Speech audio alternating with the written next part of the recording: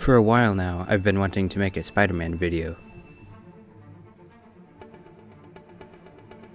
When I finally got around to it, I decided to remake the end scene of the Tobey Maguire Spider-Man movie.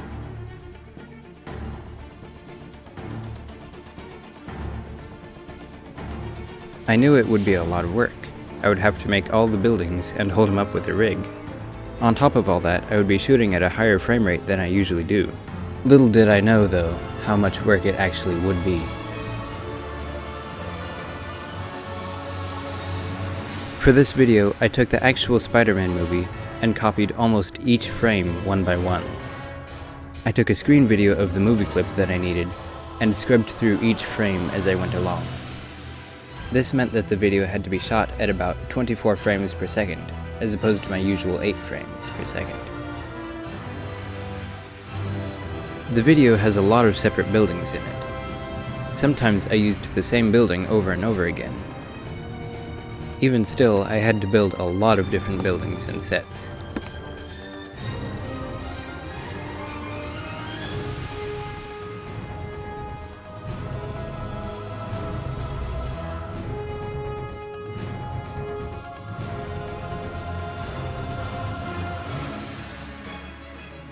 The more I got into the video, the more I realized how much work and time it would actually take, at 24 nasty frames per second. Not with 10,000 men could you do this. It is folly. No, don't quit. I can do it. I have to try. Yeah, and keep trying, and keep trying. Spider-Man obviously couldn't fly on his own, so I had to use a rig to hold him up. This was especially hard when he was holding a web, because the web had to be held up also, and it had to be held at the right angle. I didn't have yards of web, so getting the angle right was difficult. In this shot, he's shooting webs from both his hands at the same time. I only have one white rope, so I had to double it back to make it appear like 2 in the camera. It looks like the web is touching the crane, but in reality, it's a long ways away. I'm using forced perspective. It was really difficult making sure both Spider-Man and the buildings moved properly. I had to retake the same picture multiple times. This led to hours and hours of work. Most of the time, I would animate Spider-Man physically in front of the buildings. In this part, however, I did it differently. Once he left the building and started flying, I kept him in front of the green screen even when buildings came back into view. I then chose a specific place to pause while I went back and shot the background buildings. Once I caught up to the other point, I put Spider-Man back in and continued animating. This way I was able to worry about Spider-Man and the building's movement separately. I used the same technique again here.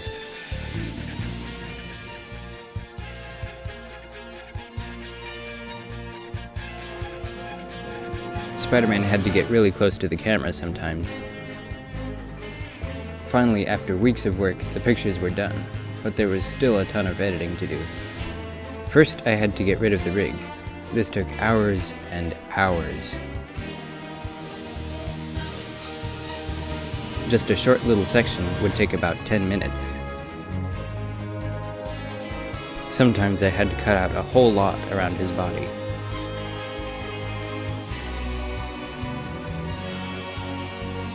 This wasn't too bad for one picture, but doing it for hundreds of pictures was a lot of work, especially with the dynamic positions Spider-Man was in.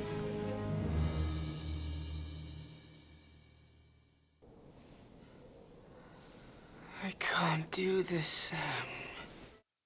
When the rig was finally all cut out, I had to put in the background buildings that I shot earlier. I had to get the timing just right to match Spider-Man's swing.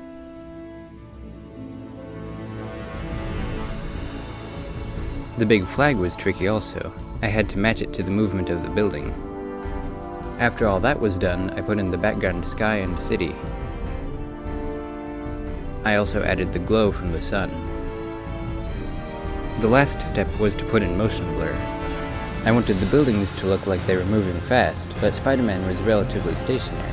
I had 2 video layers for this part. One had motion blur and one didn't. I had to cut out Spider-Man from the non-motion blur layer and put that over top of the motion blur layer. The sound wasn't very hard. I searched YouTube and took different sounds from different parts of the movies.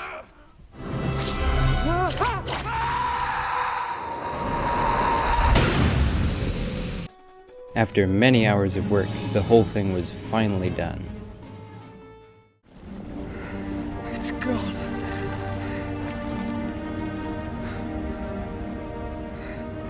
It's done.